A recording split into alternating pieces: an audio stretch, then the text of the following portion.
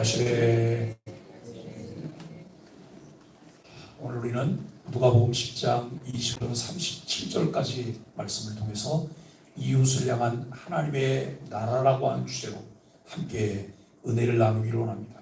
오늘은 교회 생활 속에서 많이 들은 이 본문 내용이기 때문에 우리에게 매우 익숙한 내용입니다. 율법교사의 질문과 유대 사마리아인의 갈등을 배경으로 전개되는 예수님의 비유 이야기입니다. 이 본문은 누가복음의 핵심 주제 중 하나인 하나님의 나라가 어떻게 실현되는가에 대한 예수님의 가르침입니다. 예수님은 누가복음 전체에서 율법의 형식보다 하나님의 마음을 깨닫고 실천하는 삶을 강조하고 계십니다. 우리는 성경이 신약 성경은 마태, 마가, 누가, 요한, 복음서가 4권이에요. 그런데 마태, 마가, 누가를 공간복음이라 그래요. 왜냐하면 공통된 관계가 된 내용들이 많이 같이 나오기 때문에 공간복음이라고 말을 해요. 그리고 요한복음은 복음서 중에 요 내용들과는 또 다른 내용들을 다루고 있는 내용이죠. 왜 마태, 마가, 누가는 비슷비슷한 내용들을 다루고 있는데 이 성경에 정경으로 이것이 채택이 됐을까? 이 부분을 우리가 좀 고민해 보아야 되는 거죠. 여러분, 마태, 마가, 누가, 요한이 당시의 1차 대상들이 달라요. 어떤 것은 유대인들을 위해서, 어떤 것은 이방인들을 위해서. 그렇기 때문에 그들이 사용하고 있는 내용들도 관점이 다르다라고 하는 것을 우리는 보아야 돼요. 우리는 성경을 읽으면서 창세기를 봐도 요한계시록까지 쭉 보면서도 내가 원하는 것만 얻으려고 마치 바닷가에 가서 바지락을 캐려고 하는 사람이 땅을 계속 파요. 땅을 파면서 뭐만 보여요? 바지락만 보여. 바지락만 캐려고 해요. 근데 그게 아니고 우리는 성경이 내게 들려주려고 하는 것이 무엇인가를 보셔야 돼요. 내게 들려주려고 하는 것을 우리가 들을 수 있어야 되고 그것을 발견하고 거기에 우리가 아멘 해야 돼요. 그래야 균형 잡힌 그리스도인으로 우리가 성장해 갈 수 있다라고 하는 것을 알게 됩니다. 비유가 주어진 맥락은 단순한 도덕적 교훈이 아닙니다.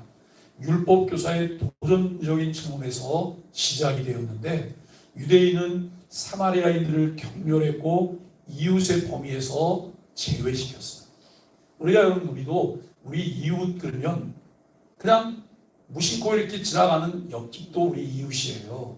그죠? 나하고 친절하게 이렇게 같이 인사도 나누고 대화하는 이도 이웃이에요. 무엇인지 이렇게 주고받는 사람도 이웃이에요. 그런데 유독 한 집이 있어요. 나하고 말도 잘 안 통하고 서로 얼굴만 보면 인상을 써요. 그 사람을 이웃이라고 생각해요?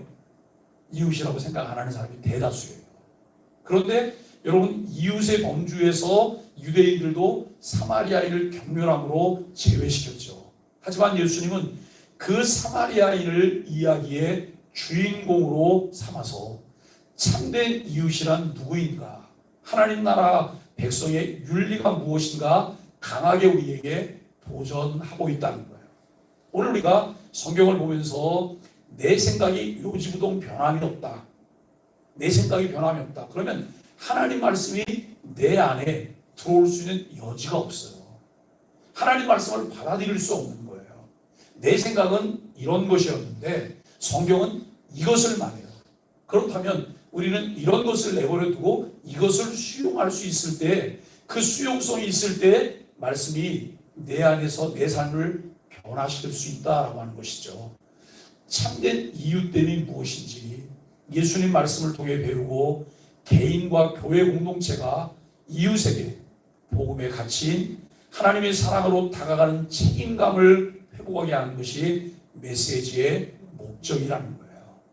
여러분, 우리가 참 하나님이 내게 주신 사명, 이 사명을 감당함에 있어서 책임감이 내게 있냐라고 하는 거예요. 책임감을 가지고 그것이 내게 주어진 일이라고 하는 사실을 깨닫고 우리가 그 일을 감당해야 한다라고 하는 것이죠. 오늘 본문이 가르쳐주는 것은 율법의 형식이 아닌 삶으로 드러나는 복음의 본질을 이해하게 하는 것이다 라고 하는 것입니다. 이웃에 대한 개념을 복음 안에서 새롭게 정립을 해요. 그리고 담과 경계를 허물고 다가서는 이 구체적인 실천 방향을 우리에게 제시하고 있음을 알게 됩니다. 교회 공동체가 예수님의 마음을 따라서 고통받는 이웃의 곁으로 나아가는 사명을 되새기며 실천해서 하나님의 나라를 만들어 가게 됩니다.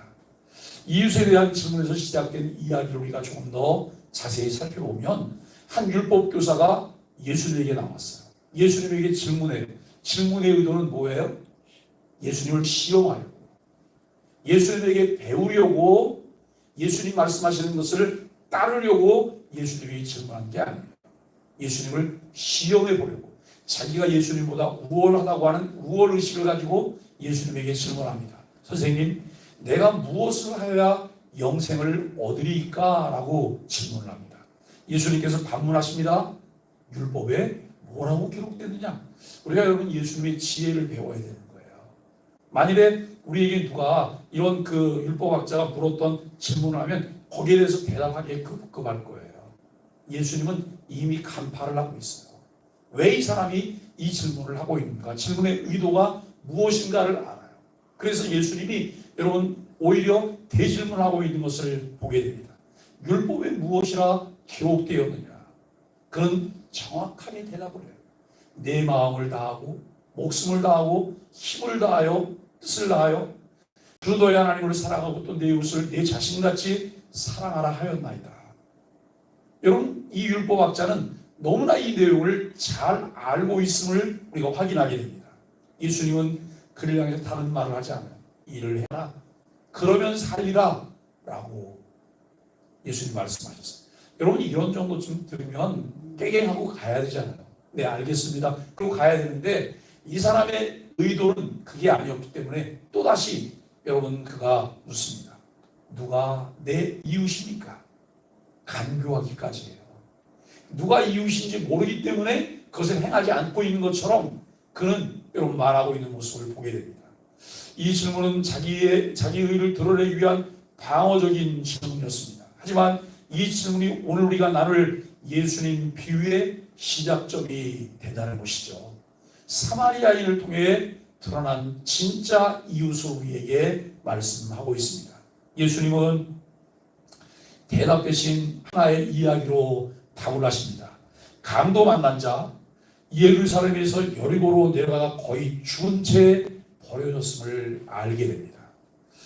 제사장이 지나갑니다. 여러분, 이 선한 사마리아인 이야기를 할 때 꽤 많은 분들이 그냥 가전인수격으로 이것을 해석을 해요. 그래서 뭐라고 말하냐면 예루살렘에서 여리고로 갔다 주님을 떠나서 세상을 향해 가고 있다라고 여러분 말하는 분도 계세요. 전혀 그건 의도치 않은 그런 이야기예요.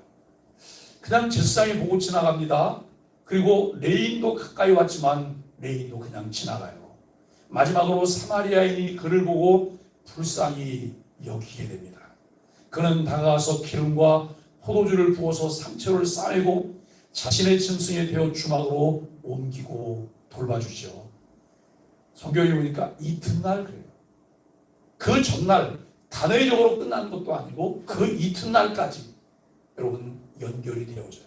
이제 여관비를 맡기고 부족한 것은 내가 돌아와서 갚겠다라고 이야기하는 이 모습을 우리가 보게 됩니다. 예수님이 이 이야기를 마친 후에 율법사에게 다시 묻습니다.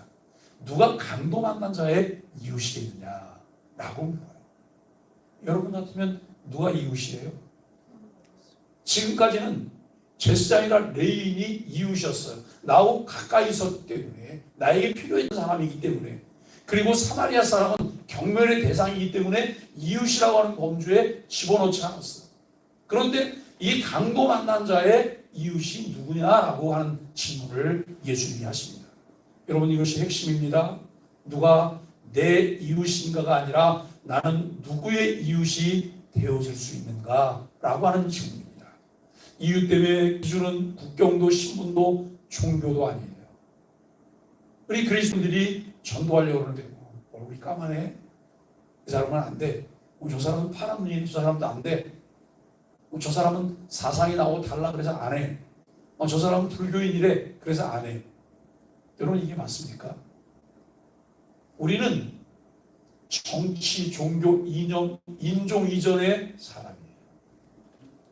하나님께서 만드신 사람이에요.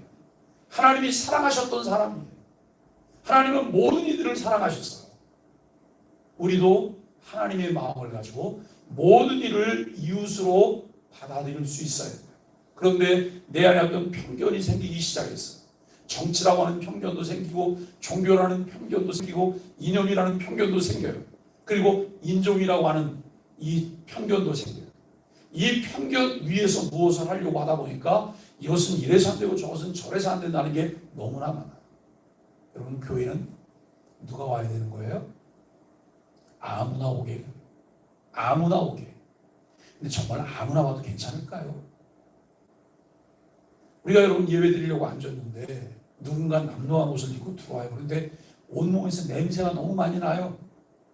어떻게 할까요? 이게 실제로 요 아산에 있는 어느 교회에서 있었던 일이에요. 큰 교회 목회를 하시다가 은퇴하셨어요. 근데 이 은퇴하시고 난 다음에 이분이 정말 편안한 작은 교회를 하나 개척을 하셨어요. 교인이 한 10여 명 정도 모여요. 너무 알콩달콩 사랑스럽죠. 그런데 10여 명 모인 사람들도 그 동네에서 이렇게 편안한 사람들이 아니에요. 목사님이 이제 목회하면서 조금 편안해졌는데 어느 날 어떤 거지가 한 명이 예배당에 들어오신 예배 시간에 들어와서 이렇게 앉는데 사람들이 이렇게 쳐다봐요. 쳐다보는 조금 지나니까 계속 예배 시간에 내내 이러고 있는 거예요. 그 뭐 예배는 무슨 예배가 되겠어요? 그 거지한테 나는 냄새 때문에. 그런데 목사님께서 예배 끝나고 난 다음에 식사하고 가시라고. 다음에 또 오시라고. 그랬더니 교인들이 없이 막 눈을 흘리는 거예요. 왜 그런 얘기를 하냐고. 그래서 목사님이 같이 이제 목사님 같은 밥상에서 같이 식사를 하는데 목사님도 냄새가 나서 견딜 수가 없더라는 거예요. 밥 다 먹고 이제 보내면서 주머니에다가 뭘 좀 넣어주고 그리고 이렇게 말했대요. 오늘 집에 가들랑 깨끗하게 씻고 목욕하고 그리고 새 옷 하나 사 입고 그 다음에 오시라고. 그러면서 여러분 씻고 밥 먹고 옷 사 입을 돈을 목사님이 주신 거예요. 그 다음에 왔을까요? 안 왔을까요? 다음에 왔어요. 계속 나오신대요. 네? 올 때마다 그 새 옷만, 다른 때는 그냥 거지처럼 입고 있다가 교회 올 때만 그 새 옷을 입고 오신다는 거예요. 근데 여러분 우리는 그 다음은 없어요. 지금 당장 시간에 벌써 얼굴이 찌푸려지고 그 다음에 여러분 또 내 마음이 불편하고 이렇게 가요. 내 마음에 쏙 드는 사람이 어디 있을까요? 그 개척교회를 하는 목사님들 이야기가 있어요. 어쩌면 우리 교회는 누가 새로 와도 사연 많은 사람만 오냐 그래요. 사연 많은 사람이, 어려운 사람이 여러분 큰 교회를 가지 않아요. 거기 가면 자기네를 받아주지도 않기 때문에. 그나마 작은 교회는 한 사람이 귀하니까 여러분 누구도 받잖아요. 그러니까 작은 교회는 그 안에서 매일 푸글푸글 올라가 조금 나아지면 이분들이 어떻게 하세요? 떠나가세요. 다른 데로. 자기 수준 맞는 데로 간다고. 우리가 여러분 서울 근교에 수도권에 위성도시들이 꽤 있잖아요. 위성도시는 서울에 살다가 망한 사람들이 그 도시로 이사 간 거예요. 근데 이분들은 늘 마음이 무슨 마음이 있냐면 나는 서울 사람이 서울로 돌아갈 거야. 조금 삶이 회복되면 이분들은 떠나요. 왔다가 떠나고 왔다가 떠나고 그런 도시가 있어요. 우리는 어떨까요? 내 이웃에 대한 편견은 없을까요? 누구든지 이웃이어야 될까요? 우리는 이 정치나 종교나 이념이나 인종을 넘어설 수 있어야 돼요. 예수님은 종교 지도자들을 등장시켜 형식적 경건의 한계를 폭로하고 계신 것을 보게 됩니다. 예배당 안의 경건이 삶의 자리에서 이웃을 외면한다면 그 신앙은 껍데기다. 이게 내가 가지고 있는 것이 신앙의 진정성이 있나? 바른 신앙인가? 그것은 아니라는 거죠. 이러한 모습 때문에 탄식하고 애통하고 금식하며 슬퍼하고 기도하는 마음이 우리에게 필요해요. 여러분 주로 금식하며 철야하고 이 기도는 언제 하시는 거예요? 간절함이 있을 때, 마음의 소원이 있을 때. 그런데 내가 여러분 이웃을 향해서 사랑하는 마음이 없어요? 편견이 있어요? 누군가를 미워해요? 오늘 우리가 말씀을 나누면서 이 말씀들이 우리에게 절박함이 있다면 이것은 무엇보다도 내가 하나님 앞에 우선 다뤄야 되는 기도 제목들이라는 거예요. 내게 하나님 무슨 복을 주세요? 뭐가 필요해요? 우리 아이가 지금 뭘 하려고 해요? 이게 여러분 금식하며 기도할 대상이 아니라 내 내면을 돌아보며 관계의 개선을 위해서 하나님 앞에 나를 깨트리는 기도가 우선이어야 한다라고 하는 생각을 하게 됩니다. 반면 사마리아에는 당시 경멸의 대상이었습니다. 그러나 그는 진짜 이웃이 무엇인지 행동으로 우리에게 보여줍니다. 진정한 이웃은 누구냐가 아니라 무엇을 하느냐로 결정이 돼요. 우리는 종종 도와주기 편한 사람만 이웃이라고 여기지만 예수님은 고통받는 사람에게 다가가는 자가 참된 이웃이라고 말씀을 하십니다. 우리 교회가 매월 사이동에 있는 다문화 아이들, 다문화 가족 4명에게 장학금을 매월 지급하고 있어요. 1인당 5만 원씩 용돈 장학금인데요. 그런데 그 대상이 어떤 사람이 만나본 적이 없어요. 우리가 주민센터에다가 이 부분을 기부를 하는데, 주민센터에 기부를 하면 이게 기본적으로 사육 공동모금회로 들어가요. 공동모금회에서 주민센터로 다시 와요. 그럼 주민센터가 이걸 집행을 해요. 제가 그래서 지난달에 담당자에게 대상이 누군지는 내가 좀 알아야 되니까 그 명단을 한번 뽑아주세요. 명단을 저한테 보내왔어요. 다 이 사이동 안에 거주하고 있는 분들이죠. 끊임없이 사실은 우리가 누군가를 알아야 된다, 그분들이 우리한테 와서 가끔 감사 인사도 해야 된다, 이건 전혀 필요 없는 그런 일이에요. 근데 우리가 세상적인 방법은 내가 주면 그 상대가 나에게 여러분 뭘 해? 저는 교회가 구제하는 방법이나 이런 방법, 이 방법을 피해가야 된다고 생각해요. 어느 교회는 구제하면서 꼭 구제 대상을 어떻게 해요? 앞으로 불러서 거기서 사람들 대중 앞에서 이걸 주는 거예요. 대중 앞에서. 그러면 그분에게는 뭐가 생기냐면 낙인감이 생겨요. 가뜩이나 삶이 어려워서 위축되었어요. 자존감도 낮아요. 그런데로는 공개적으로 다른 사람들은 박수치고 그냥 이렇게 끝나는 것 같지만 이분은 이게 트라우마로 또 자리를 하게 된다는 거예요. 그래서 교회는 은밀한 중에 행해야 될 만한 일들이다라고 하는 것을 알게 돼요. 우리가 이제 돌아오는 주일날 그 이웃 선물 나눔은 어차피 이것은 뭐 통장님들을 통해서 전달이 될 거기 때문에 우리가 공식적으로 주민센터에 전달을 하게 돼요. 주일날 이제 아마 새 동장님이 오셨는데 이쪽에 오시게 되는지 잘 모르겠습니다만 이렇게 오시면 우리가 정식으로 교회가 기부를 하는 거죠. 그러면 이제 그것을 주민센터에서 가지고 가서 이걸 공동모금에다가 또 그 내용 보고를 하고 통장님들이 그것을 일제히 본인 통해 관계된 분들에게 나눠주는 그런 일을 하게 되는 거예요. 우리가 여러분 예수님이 고통받는 사람에게 다가가는 참된 이웃이라고 이야기하는 이 내용들을 보면서 누구냐가 아니라 무엇을 하느냐라고 하는 것이죠. 사마리아인에게 자비를 강요하거나 누군가의 시선을 의식하기 때문에 선행을 했던 것이 아니에요. 거기는 아무도 없잖아요. 우리는 가끔 이런 것도 있잖아요. 뭐 하려고 그러는 거예요? 내 주머니는 쓰레기를 버리려고 누가 있나 없나 보는 거예요. 그런데 CCTV 앞에서 그 일을 해야 안 해요? 절대 안 해요. 그런데 CCTV보다 더 정확한 카메라가 있어요. 그 카메라가 무슨 카메라예요? 하나님의 눈이요. 하나님의 눈. 어디서도 피해갈 수 없는 하나님의 눈이 있다고 하는 이 코람데오의 마음을 갖게 된다면 사람의 눈치를 보게 되지 않는 거예요. 하나님과 나와의 만남 속에서 우리가 진정성이 있는 꼭 필요한 일들을 할 수 있게 된다라고 하는 것을 알게 됩니다. 여러분, 이것이 그의 기본적인 삶의 태도였고 약자에 대한 자비와 긍휼의 마음이 있었음을 보여줍니다. 사마리아인의 돌봄은 즉흥적 친절이 아니었습니다. 그는 자신의 시간을, 자원을, 여정을 수정하면서까지 책임을 졌음을 알게 됩니다.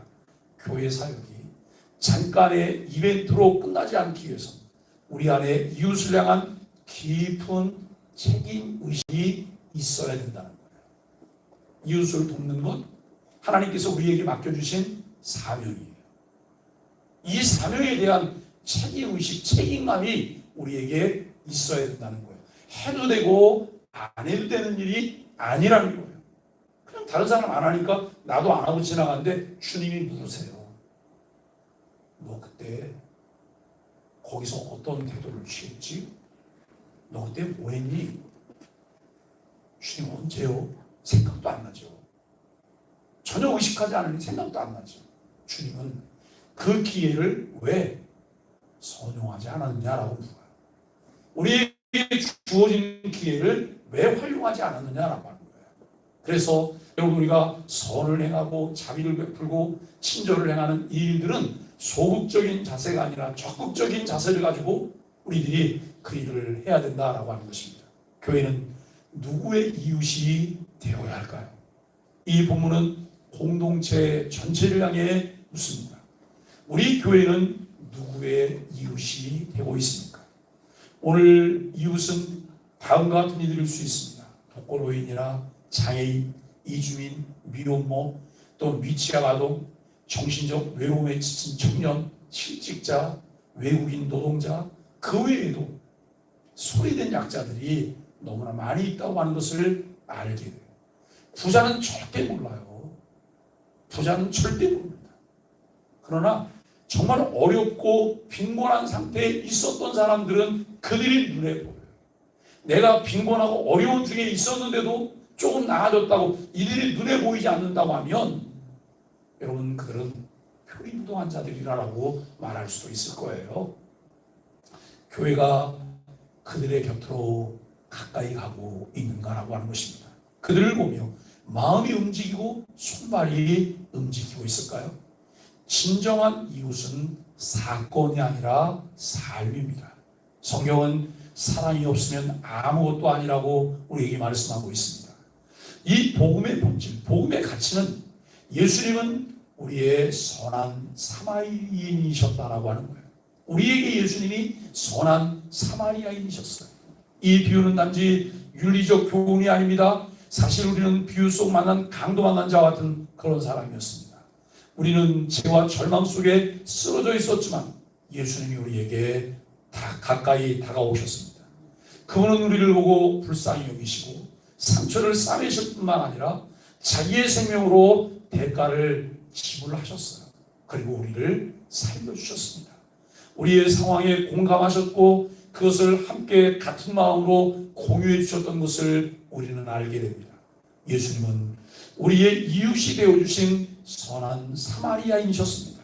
이제 우리는 다른 사람의 이웃이 되라는 복음의 부름에, 복음의 초청에 우리가 응답해야 합니다. 사랑하는 소망의 가족 여러분, 율법사에게 예수님은 내 생각에는 이 세 사람 중에 누가 강도 만난 자의 이웃이 되겠느냐라고 묻습니다. 이르되 자비를 베푼 자니이다. 예수님의 마지막 말씀은 가서 너도 이와 같이 하라라고 하는 거예요. 이 비유 속에 우리가 중요한 교훈을 하나 받게 되는데요. 율법사가 예수님을 시험하기 와서 질문하잖아요. 얼마나 얄밉겠어요. 솔직히 의도를 알면 얄밉고 미워 죽겠다는 말도 하게 될 거예요. 그런데 예수님은 한마디도 율법사를 정죄하고 있지 않다는 거예요. 예? 율법사를 정죄하고 있지 않아요. 왜요? 예수님이 그 율법사에 대해서 충분히 이해하고 계세요. 그리고 율법사의 그 삶을 그 예수님이 존중하고 그리고 배려하고 관용하시는 이 부분을 우리는 보게 되죠. 이 말씀은 우리의 삶의 방향을 바꾸는 명령입니다. 나는 지금 누구의 이웃이 되고 있을까요? 처음 율법교사는 누가 내 이웃입니까? 라고 물었습니다. 예수님은 대답되십니다. 누가 이웃이 되어 주었느냐? 라고 예수님이 물으십니다. 그리고 마지막으로 하신 말씀, 가서 너도 이와 같이 하라. 우리의 소망의 교회는 이 말씀을 붙들고 주님의 손에 이끌려가고 있을까요? 복음의 가치가 이끄는 공동체라고 우리가 늘 말해요. 우리가 복음의 가치에 이끌려가기를 원해요. 도대체 그 복음의 가치가 무엇일까? 자신을 내어주셨던 주님의 사랑이에요. 자신을 희생하셨던 주님의 사랑이에요. 참 이웃이 돼서 돌보고 보살펴주고 함께했던 주님의 그 사랑이에요. 우리도 주님의 그 사랑을 함께 공유하며 그 사랑의 가치를 따라서 복음대로 살아가는 은혜가 있게 되기를 바랍니다. 예수님을 믿는다고 하는 것은 예수님처럼 살아가는 것입니다. 우리가 누구에게 이웃이 되어줄 것인가는 교회가 얼마나 복음을 살아내고 있는가를 증명하는 척도이기도 하다라고 하는 것입니다. 나는 지금 누구의 이웃이 되고 있을까요? 우리 교회는 지역사회의 고통과 외로움 앞에 어떤 태도로 응답하고 있을까요? 내가 가진 것, 내 시간, 내 자리를 이웃을 위해 기꺼이 내어주고 있을까요? 이제 우리도 결단해야 합니다. 이웃을 향한 하나님의 나라를 건설하기 위해 이 땅에 오신 예수님처럼 우리가 받은 하나님의 사랑으로 자비를 베풀며 사랑을 실천하는 소망의 가족들이 되시기를 예수 그리스도 이름으로 간절히 축복합니다. 우리 함께 소망의 아침 기도를 드리겠습니다. 주님, 내가 이웃을 조건 없이 사랑할 수 있도록 도와주소서. 선한 사마리아인이 되신 예수님처럼 우리 교회가 고통받는 자들에게 이웃이 되는 삶을 살아가게 하소서.